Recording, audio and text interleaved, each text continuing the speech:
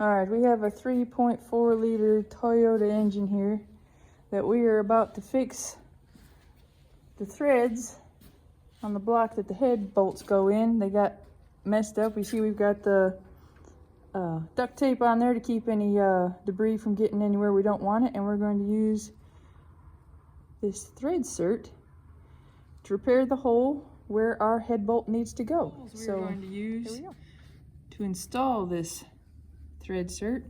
We're going to start with the drill. It's a 12.7 millimeter drill.